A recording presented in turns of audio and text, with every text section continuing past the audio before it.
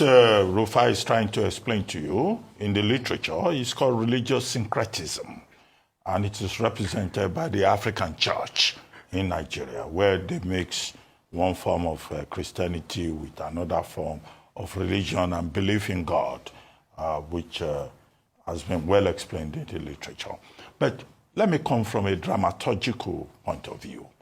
When we teach students dramaturgy, we talk about flaw of character as a major trope in tragic stories. It's called either Amaechi or hubris. I think what we're dealing with regard to Nyesom Wike is hubris. Hubris, which relates to his own character. Now, let me start with Reuben Abati. He says Reuben Abati is hungry for power. He could not deliver 10% for article in the 2023 election. He could not address hunger while he was a minister or while he was a governor. Now, there's a basic principle in human relationships about your relationship with your bosses. I think that Nyesom Wike is very rude, disrespectful, because Reuben Abati is his boss in politics.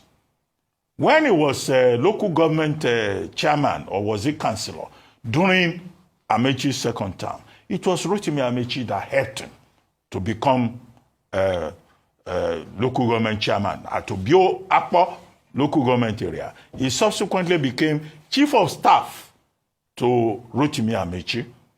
It was Reuben Abati that recommended him to become a Minister of State for Education in Abuja. So he talks this carelessly about his former boss. I think it's disrespectful. I think he speaks to his character. Number two, this same Nyesom Wike still talking about this hubris. The theory is this, people can double check it. You know, has also abused Peter Odili, Sir Peter Odili, another statesman. He has said publicly that Peter Odili does not qualify to be an elder. This is the same man that he was taken to by Mama Peace, Dr. Patience Jonathan, to help him to become governor. There is no name he has not called Dr. Peter Odili and his wife. He even referred to him as one man and his wife as one woman. This is a statement about character. This same Nyesom Wike says he's fighting for President Jonathan, and that there's nobody in PDP that can stop him, not even Chief Olabode George, whom we refer to as a ground rent debtor. So who will Nyesom Wike not insult? Senator John Mbata, who was his godfather at a point, he insulted him too. And he has shown signal that he's also going to insult President Bola Tinubu. In that interview, he pointed out that if he had known that President Tinubu was going to declare a state of emergency in Rivers, he would have offered a different kind of advice. That's already a signal to President Tinubu to know that this man you are dealing with is only interested in his own interests, permanent interests, not permanent friends. And so President Tinubu should beware, because tomorrow he will abuse this same President Tinubu. He says nobody can touch him in PDP. Okay, what does that mean? He's saying that, yes, it's possible for a man to be everywhere as long as his personal interest is involved. So these are the questions to be raised about the hubris of Nyesom Wike. I think that is the major issue. That is the story. That is the story. Now, as for... Now, aside from all the political talk, the average Nigerians have been complaining of hunger. And now we are seeing people who have served like 2 times governor and minister also saying the hunger has come to them. It feels like hunger pro max at this point in time. Okay. Now, how is your administration and the Renewed Hope administration addressing that specifically? Because we're seeing politicians say they're hungry. You know what I don't like in Nigeria? We have the time to listen to junks. But they are influential people. Who's influential? What makes them influential? You think they're influential? A former governor and minister? Hold on. You are talking about Reuben Abati? Yes, sir. And you have been specific. I don't know how a man will choose his 60th birthday to tell lies. It's unfortunate.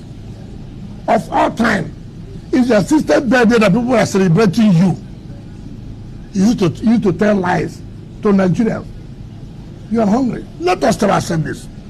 He was speaker 1999 to 2007. And if anybody knows, he was the most pampered speaker.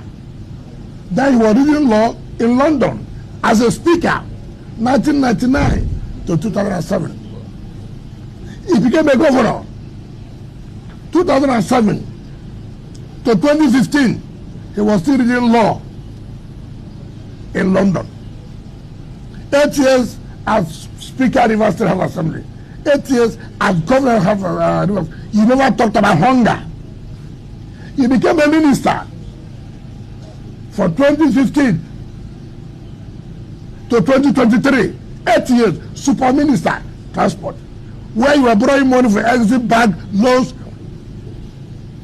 He didn't talk about hunger. 2 years you have left office. I'm in coalition because I'm hungry. You're only hungry of power.